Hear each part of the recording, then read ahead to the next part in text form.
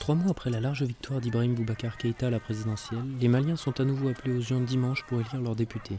L'enjeu de ce scrutin est capital pour le chef de l'État et son parti, le RPM, chargé de mener à bien une difficile mission de redressement du pays.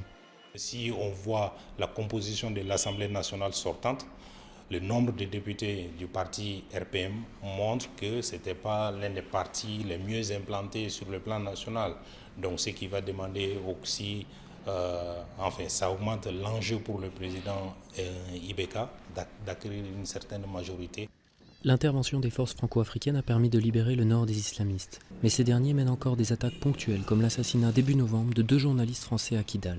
L'insécurité persistante dans le nord préoccupe les Maliens qui ne se passionnent guère pour une campagne plutôt terne. Le taux de participation sera très très bas. Les militants sont démobilisés, les électeurs sont démobilisés. On connaît des gens qui ont décidé qu'ils ne vont pas aller voter. Vraiment. Parce que les leaders politiques ne jouent pas leur rôle. Les partis politiques ne jouent pas leur rôle. Il n'y a rien. On ne sait même pas qu'il y a campagne, sauf à la télé qu'on voit. Et puis il y a de ces alliances-là, on ne comprend rien du tout. Faute de moyens, de nombreux candidats ont opté pour une campagne de proximité en privilégiant les réunions publiques et le porte-à-porte.